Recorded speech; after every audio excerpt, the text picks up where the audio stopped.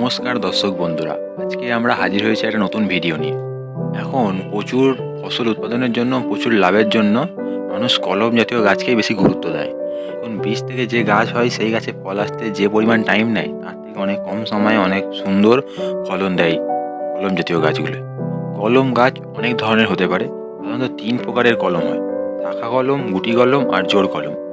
আজকে এই ভিডিওটিতে আমি গুটি কলমের পদ্ধতি নিয়ে এবং বিস্তারিত একটা আলোচনা করব। পুরো ভিডিওটা দেখুন। তার আগে গ্রাসরুটস ফার্মিং ইউটিউব চ্যানেলে আপনাদের স্বাগত জানাই। আমরা একটা জামরুল গাছকে বেছে নিয়েছি গুটি কলম পদ্ধতি করার জন্য।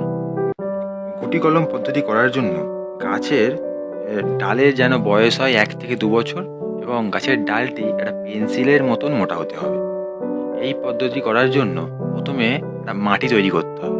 মাটিতে খোল বা জৈব সার, গোবর ইত্যাদি সহযোগে একটা মাটি তৈরি করতে হবে।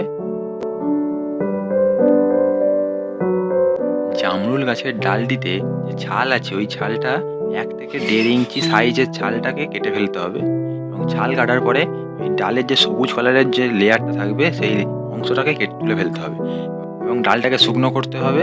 তারপর ওই তৈরি করা খোল গোবর দিয়ে তৈরি করা যে মাটি আছে ওই মাটিটাকে ভালো করে ওই ডালের চারপাশে আটকে দিতে হবে।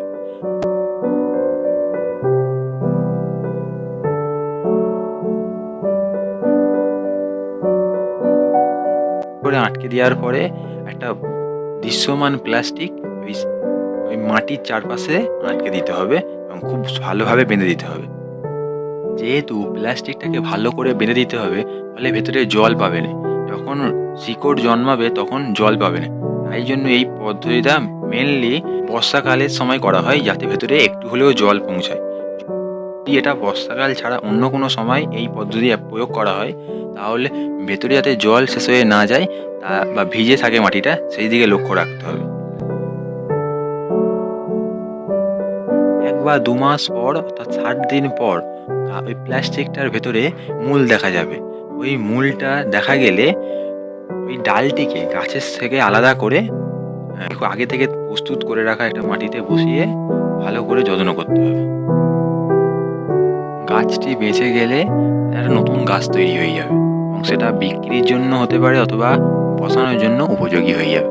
এই গুটি কলম পদ্ধতি সাধারণত করা হয় জামরুল গাছে, কাঁঠাল গাছে, লেবু গাছে। তো আপনি এই পদ্ধতি ব্যবহার করতে পারেন এবং নিজেই বাড়িতে নিজের নতুন নতুন গাছ তৈরি করতে পারেন। তো ভিডিওটি ভালো লেগে থাকলে অবশ্যই লাইক করুন এবং আপনার পরিচিতদের মধ্যে ভিডিওটা শেয়ার করুন এবং পরবর্তীতে আরও নতুন নতুন ভিডিও আপডেট পেতে চ্যানেলটিকে সাবস্ক্রাইব করে রাখুন। এতক্ষণ দেখার জন্য আপনাকে অসংখ্য ধন্যবাদ।